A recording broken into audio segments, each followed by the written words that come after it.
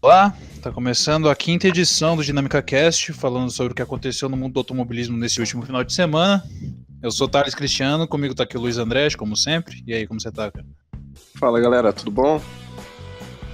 Pois é, cara, hoje, esse final de semana não teve tanta coisa assim, mas a gente vai ter o que conversar aí, porque o mundo do automobilismo quase nunca para, né? Vamos começar falando de NASCAR, o que você acha? Hoje o dia vai ser bem repleto, né? Só não vai ter os monopostos, né? As famosas Fórmula 1. Porém, tivemos NASCAR, né? As três categorias, né? Surpreendeu a vitória do Sauter, né? Na Truck Series, né? 3 vezes já ganhando em Dover. Mostra aí um cara que é fortíssimo pro título. Porém, né? Fico meio atrás com a caminhonete dele, né? Ford, né? Número 13. Que quando ele saiu da equipe do Matt Crafton, o pessoal até tinha uma desconfiança do desempenho dele, né? Mas até que ele tá indo bem, né? Ele tava na equipe do 21, que agora é do Brett Moffitt, é o 21 da Chevrolet. E agora que ele tá na equipe do Matt Crafton, se não me engano, que é do Ben Rhodes, Matt Crafton, ele e... enfim, as caminhonetes Fords, né? Tem Finger, eu acho, né? Isso. As caminhonetes Fords, eu acho que os representantes são a Thor mesmo. E a KBM muito, né? A gente percebeu que ela tava muito apagada nessa corrida, né? Com certeza. Eu acho que a KBM tá falta de talentos, cara. Que a gente vai ter só o Todd Gilliland e pelo menos nessa etapa de Dover ele não se deu bem com a pista, né? Andou sempre no meio do pelotão. Ele acabou chegando, deixa eu ver aqui, que ele não foi personagem em momento nenhum da prova. Ele acabou chegando na 15ª posição. Vitórias, né? Com o Kyle Busch, né? Além de ser elegível, porém ganhou, né? Sim, 4 ganhou corridas. As primeiras etapas, né? E a corrida foi na sexta-feira à tarde, né? Na Milha Monstro de Dover. O circuito que agora está fechado para reformas, né? Para receber a etapa de outubro dos playoffs da NASCAR. E no sábado a gente teve a etapa da Xfinity Series lá, né? Mais um show aí do menino Bell, né? Mostrando que dessa vez ele não vai deixar escapar o título, né?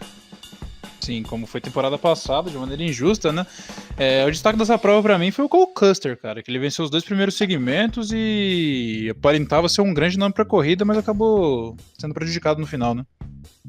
O Cole Custer, ele que fez a pole, né? E dominou os 2 segmentos. É um cara aí que tem muita cabeça, muito regular, né? E porém, o carro do Bell tava andando muito bem também, né? E a gente sabe que o Bell é um piloto aí com um equipamento bom, ele vai longe. Com certeza, a gente teve mais um episódio da disputa pelo Dash for Cash, né? E eu tô vendo aqui na segunda posição Justin Allgaier, que é sempre o nome figurante nas primeiras posições, né? Allgaier é aquele piloto experiente que não tá se achando numa vitória, né? Ele que foi favorito ao título muitas vezes, bateu na trave junto com ele o Elliott Sadler, né? E o Allgaier aí, ele tá mostrando que vai vir uma vitória esse ano, sim, com certeza. O Tyler Reddick, mais uma excelente aparição, né? Terceiro lugar. Ele que tinha vencido a última etapa, né, da Xfinity Series em Talladega. A gente vê que tem muita consistência e poucos acidentes entre esse pessoal da frente, né? Entre Allgaier, Bell, o Custer, né? A gente vê o Tyler Reddick sempre fazendo ali seu top 3, né? Já foi vários top 3 aí da temporada. Reddick e Bell eu acho que vão ser os 2 favoritos pro título esse ano, além do Custer, né? Sim, exatamente. Lembrando que é sempre uma loteria a final da NASCAR, né? Principalmente nas categorias menores, onde a gente já viu no passado alguma coisa de anormal acontecendo. Sempre acontece isso, acontece de um Soares da vida, né? Até mesmo o Reddick, que não tava com um carro bom, né? Era o famoso número 9 aí para ganhar mais um título da Xfinity, ganhou, fez uma corridaça. E esse ano, né, a gente vê que eu não sei se vai ter zebra, mas que a final vai ser entre esses 3 aí, né? Fora mais um que vai entrar, que talvez seja o Allgaier, né? Exatamente, que seria o justo, né? Se a justiça entrar em ação durante os playoffs, teoricamente a final que deve ser, né? E na categoria principal a gente teve aquela maratona gostosa que todo fã gosta, né? No domingo a gente teve chuva, a corrida acabou tendo que ser adiada para segunda-feira. E na segunda-feira a gente viu uma corrida bastante pegada no começo, né? Bastante pegada, porém bem morna, né? Eu acho que assim, muito poucos acidentes, o pacote aerodinâmico tá dando certo. Porém, ficou uma corrida meio bem chatinha, né? Bem atípica da NASCAR, sem tanta movimentação. E eu acho que o Truex achou a mão do 19, né? Uma estatística interessante que nas 8 primeiras corridas ele não tinha chegado a liderar 50 voltas a bordo do carro 19. Nas últimas 3 etapas ele já passou das 300 voltas lideradas e 2 vitórias, né? Eu acho que agora aí começou a pegar o jeito, né? Eu acho que a Gibbs, ela tá funilando aí pra 18, 19, né? Até o 11. Porém, eu acho que ali o 20 já é uma carta descartada do treinador. Eric Jones que teve uma boa corrida, né? Segunda-feira, né? Chegou na 6ª posição. E mesmo ele tendo dito semanas passadas aí que a prioridade dele não é renovar contrato com a Gibbs, né? A gente vê que na NASCAR ou você tá nessa equipe ou você tá numa Penske, né? Porém, a gente vê também, mudando de assunto, a Hendrick, né? Hendrick com Bowman, né? Alex Bowman. Andou bem, quase venceu o segmento, né? E eu achava que ele ia vencer a prova, viu? Ia desencantar. E aí a molecada ia trazer um ânimo aí pra Chevrolet. Sim, o Alex Bowman assumiu o carro 88 desde que o Dale Jr. começou a ter problemas com concussão no final da carreira dele. Eu particularmente acho que foi a melhor atuação da carreira dele na divisão principal até hoje, cara. Sem dúvidas, né? O Bowman que sempre apagadíssimo, né? Figurando entre as 15ª até a 20ª posição. Eu acho que ele acordou, né? Ele e o Elliott andaram muito bem na frente. E uma hora ou outra eu acho que esse menino aí vai fazer uma vitória, né? Porém ainda não tá naquele momento de brigar mais pra frente, né? Eu acho que Dover foi uma prova que ele dirigiu bem, porém não vai se repetir todas as vezes essa performance dele, né? Certeza, a gente conversa muito aí você, né, que o piloto geralmente começa a ter sucesso na NASCAR depois de velho, né? E a Hendrick tá indo aquém disso, com 3 pilotos muito jovens, né? E que tá surtindo mais efeito que o Jimmy Johnson, né? Apesar do Johnson ter lá seus 300 títulos, não tá acompanhando a molecada, né? Não sei o que aconteceu com a fórmula do carro dele, né? Junto com o Crew Chief. Mas o Elliott tá sendo o cara da Hendrick, né? E quem sabe ele é um Bowman, né? A gente tá esperando também bastante do Byron, menino que foi sensação na Truck e na Xfinity, né? Mas que até agora não pegou o jeito aí do 24, né? Dá pra fazer um paralelo dele com o Eric Jones, né? Sim, até apesar de que Eric Jones ele tem uma vitória já em Daytona, né? Daytona 400. Sim. É um piloto que também, né? É que é difícil, né? Acho que a NASCAR é um tanque de tubarão, né? Esses tubarão nunca aposentam, né? Sim, Kevin Harvick, esse tipo de pessoal, né? Outro piloto que eu gostaria de chamar a atenção aqui, que finalmente fez uma boa atuação esse ano, foi o Kyle Larson, cara. Chegou em terceiro, chegou a brigar pela liderança da prova em certos momentos e finalmente um top 5 dele, né? Finalmente terminou à frente de Kurt Busch, né? E tava precisando, né, dessa animada, né, que tava atípico, né, dele. Isso essa temporada que ele não se achou, muitos acidentes, muita irregularidade. Top 3 aí, quem sabe ele faz melhor que isso, né? Precisa de uma vitória também. Exatamente. E como último destaque, eu imagino que tenha sido o 11º top 10 do Kyle Busch, né, que chegou meio que na bacia das almas da 10ª posição. E igualou o recorde do lendário Morgan Shepherd como mais corridas consecutivas no top 10 no começo de uma temporada. É um recorde que quem diria fosse do Morgan Shepherd, né? 1990, bem marcante, né? A NASCAR acumula muitos recordes de tops, né?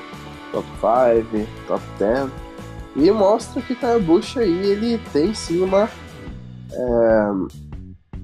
como se diz, uma constância, né?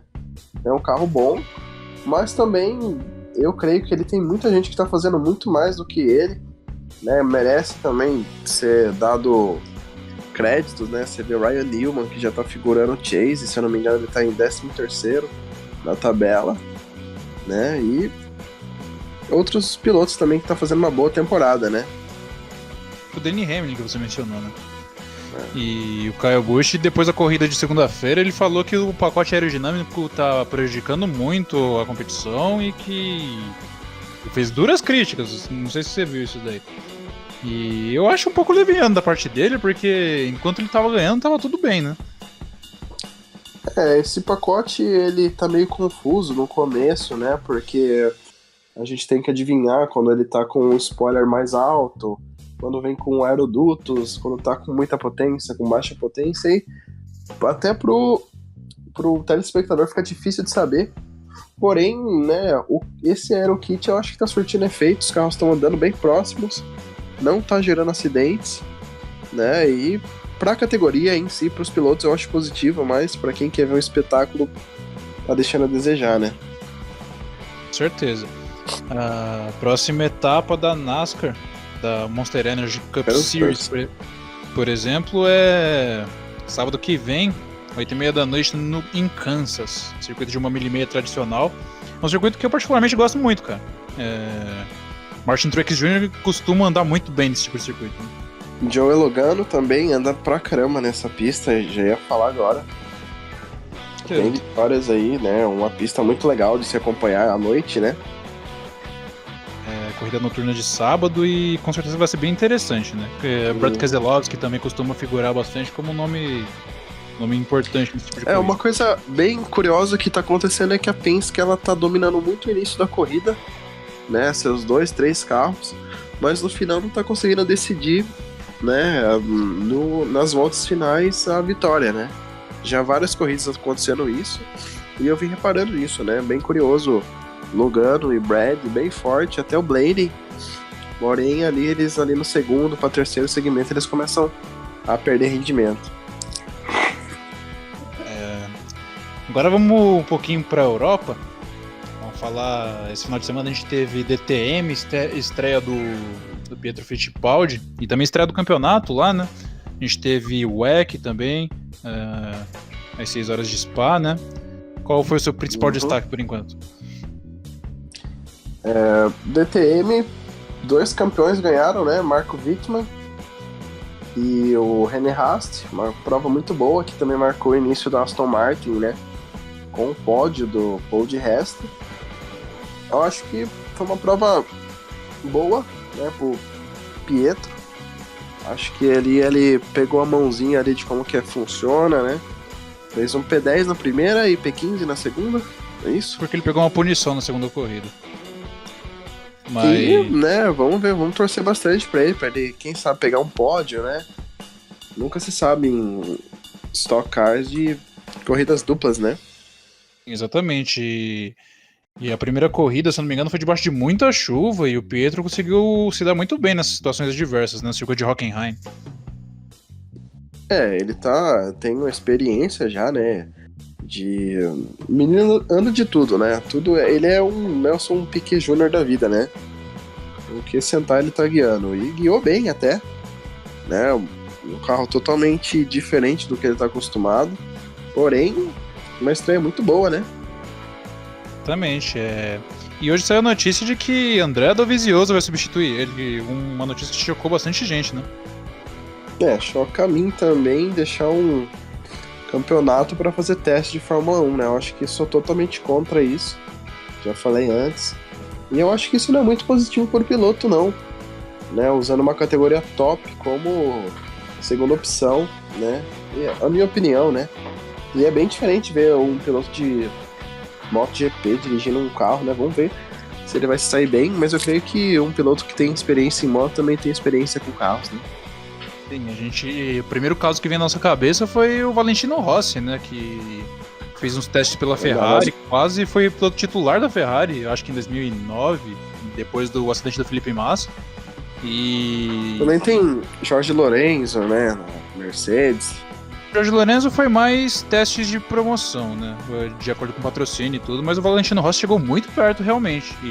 Porque até hoje o Valentino faz alguns eventos, né? O Monza Rally Show lá no Circuito de Monza. E dizem que ele guia muito bem, cara. Mas que eu me recorde na história recente, assim, é o primeiro caso de um piloto que migra da moto pro carro, né? Diferente do que a gente viu do Surtees lá nas décadas de 60. Sim, era muito comum isso, né, antes. Até tem a história de começo de carreira do Emerson Fittipaldi, ele era piloto de moto, né, corrida de moto. Exatamente. Também foi pro carro. Tem uma curiosidade, Max Biaggi, né, o antigo rival do Rossi, na época dos anos 2000, também testou uma Ferrari, né, e sempre tem esse swap de pilotos aí por marketing das equipes, né, pra pilotar um carro de Fórmula 1. Bem legal isso, né, seria bem mais legal se isso tivesse mais vezes. E eu acho que o Dovizioso vai andar muito bem no carro, né, pelo que eu vi, todo piloto tem a manha de tangência, onde acelera, onde desacelera, né. Então acho que não vai ser uma má ideia isso, né? Mas você fica nessa, né? Porra, acharam um piloto de MotoGP pra me substituir.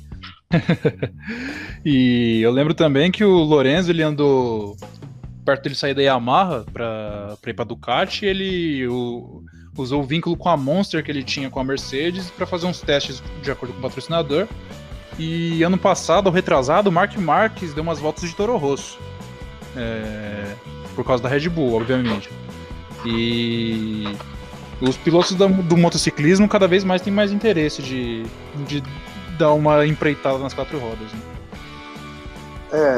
Esse vínculo de patrocínio possibilita bastante que esses pilotos eles consigam esses testes, né? Se eu não me engano, Dani Pedrosa também andou numa Toro Rosso. Que não é uma Toro Rosso, né? Se eu não me engano, era um RBR pintado com a cor da Toro Rosso, né? Não sei se você lembra, era uma RBR, se eu não me engano, 2013. Que sim, evento de patrocínio, né? Isso. Aí andaram bem até, né? Isso que deixa todo mundo encabulado, né? Pilotos de MotoGP andam muito bem em carros de corrida. E a gente torce para mais vezes isso acontecer, né? É uma coisa diferente, né? Travis Pastrana fez muito isso, né? Porém não era no MotoGP. Grande Travis Pastrana, chegou a correr na NASCAR também, né? Fez pole na Truck, na equipe Roush. Número 60, né? Isso. A gente teve também o WEC 6 horas de Spa, né? Prova embaixo de chuva. Neve. Olha, eu tô viajando aqui. Mas foi uma corrida muito legal. A gente acha que o WEC é uma coisa monótona. A corrida com neve deu um charme a mais, né? Sim, você sabe, particularmente eu não gosto muito de endurance, mas neste sábado que foi quando aconteceu a corrida, eu pude ver metade da prova. E, cara, eu não me lembrava de uma corrida com um clima tão louco como foi essa etapa de Spa, velho. Choveu, depois começou a nevar, granizo em determinado momento. Tudo bem que a gente não tem tanta disputa no WEC, que infelizmente a Toyota sobressai, são 2 carros e um quebrou. Mas foi uma corrida bastante interessante, principalmente nas categorias intermediárias de GT ali, né? As categorias de GT, como sempre, é muito movimentado pelo fato de ter pilotos que não é tão habilidosos quanto os profissionais, né, na LGT, né, e sempre tem um brasileiro liderando a tabela de pontos da LMP2, né, André Negrão. Sim. Tá na LMP2, né, e vitória de Maldonado, né, quem diria? Pastor Maldonado, uma das grandes atuações dele na carreira, né? E quem diria, Pastor Maldonado. Pastor Maldonado vencendo a LMP2, Toyota ali confirmando o título de... já sabíamos disso, né? Sim, só não definiu de pilotos ainda, porque o Toyota 7 ainda tem chances matemáticas para as 24 horas de Le Mans. Mas é o que... ganha. O que indica que o Fernando Alonso vai ganhar. Ele venceu as 6 horas de Spa. O Toyota número 7, que é do Mike Conway. Do Mike Conway. O 7 é do Mike Conway e Petito Lopes. E do Pechito Lopes, né? Nakajima, Boemi e Alonso está no carro 8, que aparentemente ganhou 80% das corridas, né? Sim.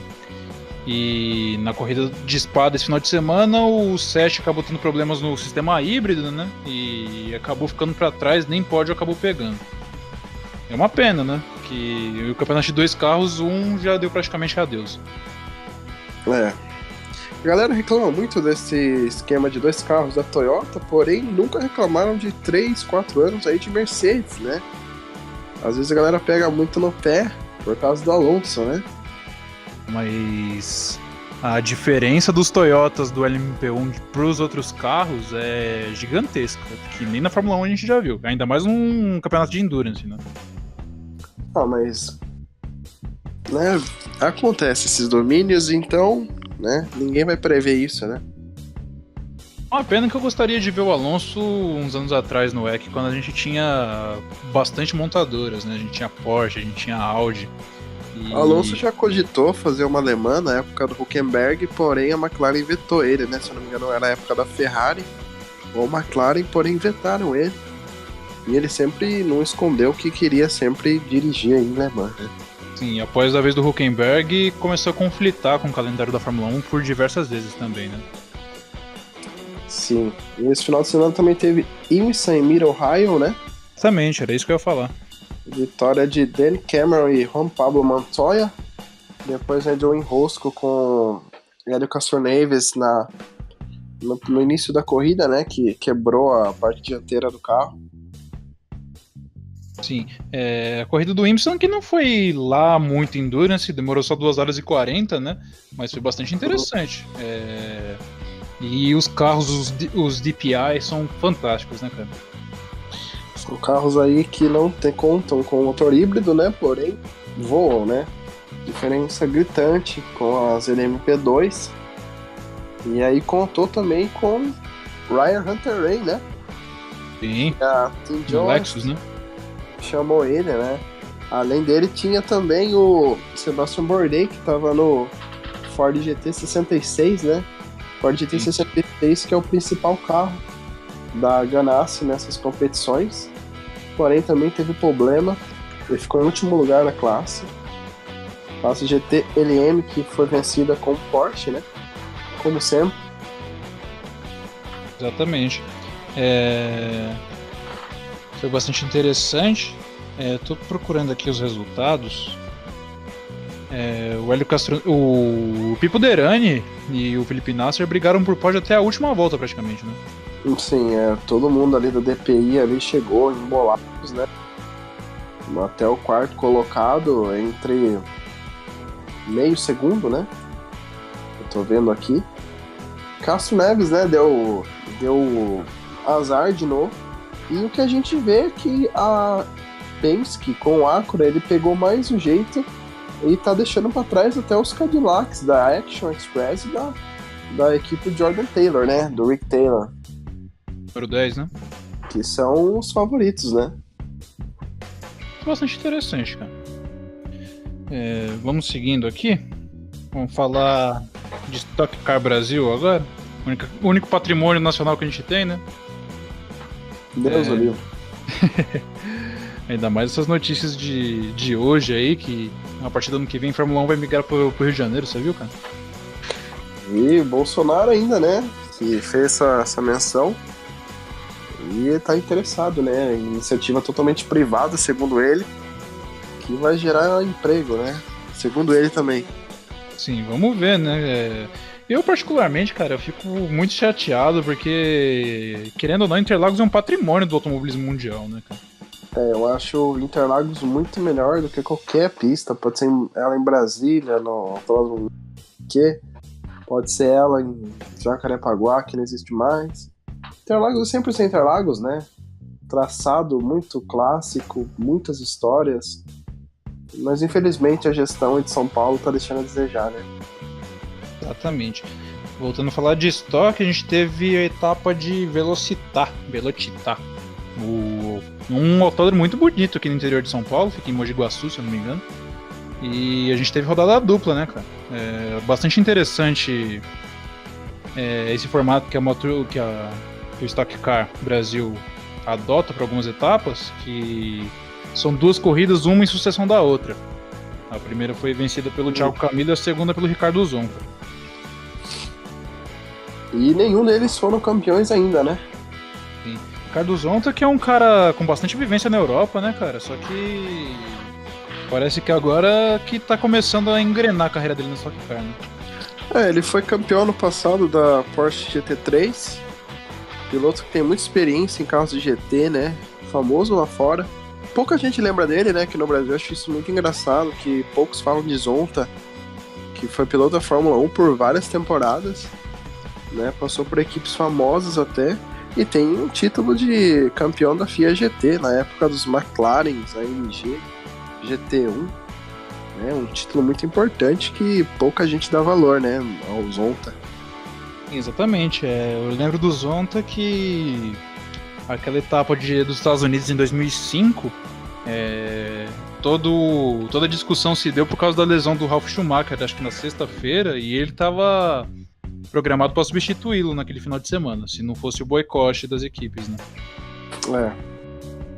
E nessa corrida 2 do Stock Car, o Rubens Barrichello quase ganha, né? Chegou a liderar a corrida por um tempo, mas um erro nos pits acabou custando a vitória para ele, né? Tava correndo muito bem, né? O carro, ele tem a mão da pista, né? O carro dele tava muito bom acertado, mas, né, não deu. Um erro de pit stop ali custou a vitória, mas a gente vê que ele é um piloto que tem muita corrida para fazer, muita lenha para queimar, né? Exatamente. Ele parece que se reencontrou aqui no Stock Brasil, né? Se encontrou, foi campeão, né? Tá feliz. E vai fazer as provinhas dele pelo mundo afora, às vezes, né? Quando tem Daytona, Le Mans. Com certeza acho que ele vai estar em Le Mans esse ano, não sei. Acho que não. Porém, né? Piloto aí que se encontrou. É um título nacional grande, né? Pro Brasil. E ele que aí tem mais ainda, se eu não me engano, se ele quiser ficar aí mais 5, 6 anos, ele vai ficar, né? Que embora ele já esteja um pouco mais velho que o resto do pelotão, ele tem muita habilidade, né? Comparado à cultura que a gente tem aqui, né?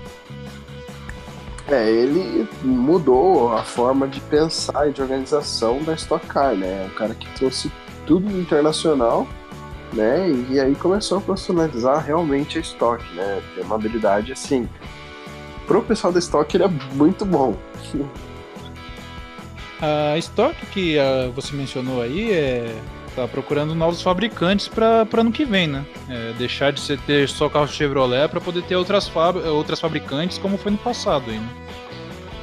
Seria muito interessante em época que a Stock Car contava com muitas montadoras, né? Seja ela americana, japonesa, com a Mitsubishi, tinha os Volkswagens Bora, né? Mas eu acho que como tá uma crise, né, nacional aqui, eu creio que isso vai demorar ainda um pouquinho, né? Podia ser legal a Ford parece que não esboça nenhum interesse para Stock, mas uma outra montadora, por que não uma Citroën, né, que é muito forte no WTCR, que é muito forte aqui na Argentina, né? Por que não, né?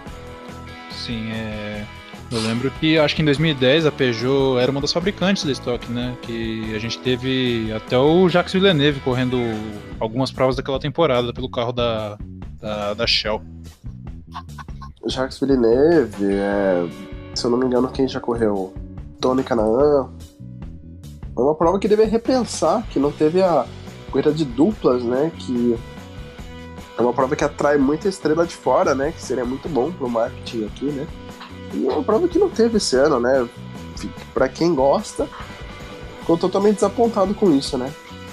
Sim, exatamente. Querendo ou não, era um grande marco pros pilotos de fora que vinham pra cá, né? E atraía muita visão de fora, né? Isso que eu achava bem legal da categoria, dessa corrida em si. Sim, exatamente. Próxima etapa da Stock Car acontece em Goiânia, dia 19 de maio, no Autódromo Nacional de Goiânia, lá, bastante tradicional. E vamos ver como que vai ser esse campeonato, que tá só no começo, né? Com certeza. Mas ainda eu acho que vai dar Serrinha de novo, né? Serrinha que tá dominando, tem sido né? piloto a ser batido, né, cara? Piloto que Acho que não vai estar na Alemã, mas ganhou a Alemã em 2016, né? Com a Aston Martin. A gente tem o Felipe Fraga também, que tá disputando o Blancpain agora, né? Felipe Fraga, que tá disputando o campeonato de GT, né? Esse mesmo. E também eu acho que vai fazer alemã, né? Se eu não me engano. Sempre aí é muitos carros para muitos pilotos também, então a gente não tem a lista confirmada ainda de Le Mans. Exatamente. Le Mans que acontece em junho ou julho? Junho, né? 34 dias para corrida, junho. Sim, isso aí. E acho que como último grande evento que a gente tem pra comentar aqui, a gente teve o MotoGP no final de semana, né, cara? GP da Espanha, no autódromo tradicional de Jerez de la Frontera. A gente teve a pole do Fábio Quartararo, que é uma equipe nova, comprada pela Petronas recentemente. Mas a corrida foi vencida novamente pelo Marc Marquez, né? O rapaz é um gênio, tem sido o cara a ser batido na MotoGP. E tem uma zebra aí na tabela, né? Em segundo lugar. Sim, Alex Rins, que foi o segundo lugar da corrida de Jerez também, né? Venceu a última etapa em Austin, chegou em segundo lugar hoje e tá só um ponto atrás do Marc Marquez, né? Seria legal ver esse menino aí levar na regularidade. Quem sabe, imagina levar o título só em segundo, terceiro lugar. Sim, é bem interessante. A Suzuki tem uma moto muito boa, cara. A velocidade de reta dela é excelente. Terceiro lugar. Moto muito boa, sim, a Suzuki, que nunca fez uma apresentação muito boa nos campeonatos, né? Década passada sempre despontava às vezes, né?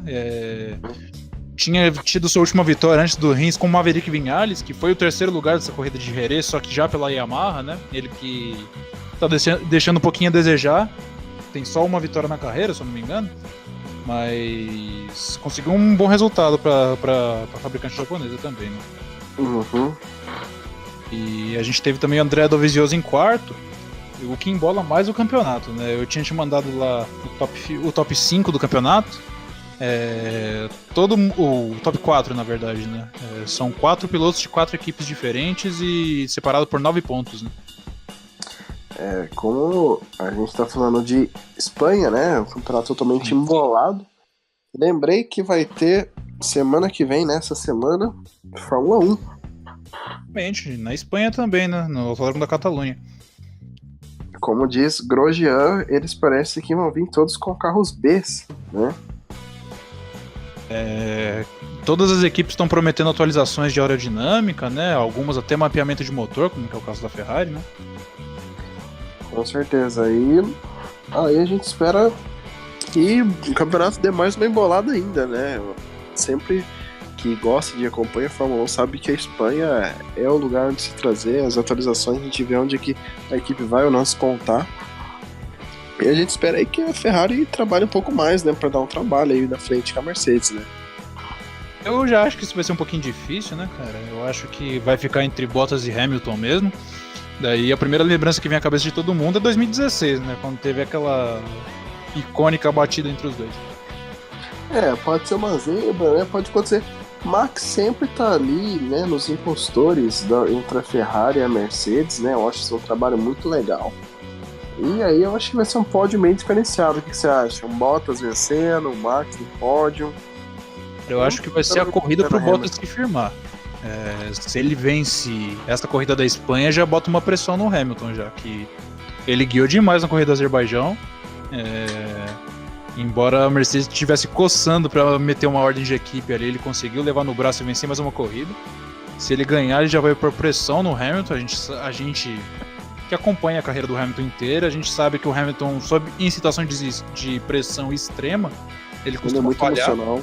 Exatamente. Ele é um cara totalmente emocional, né? Que parece que quando entrou na Mercedes, quando nada saía do planejado, ele começava a fazer aquelas coisas, né? Dando declaração diferente, né?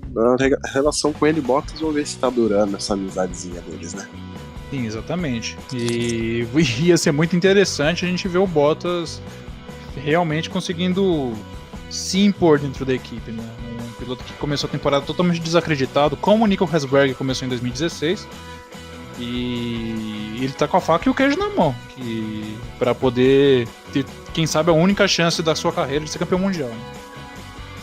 Com certeza. Eu tô torcendo pra ele, eu acho que assim, é um piloto que merece pelo que fez, né? Tá numa temporada que esse pontinho aí que ele fez na Austrália, meu Deus do céu, se ganhar por esse ponto, imagina. Uma regra bastante interessante, cara. E eu acho que vai dar uma embolada nesse campeonato aí. E a gente, querendo ou não, dá uma emoçãozinha naquelas corridas chatas, né? E o pessoal se importa com esse ponto, né?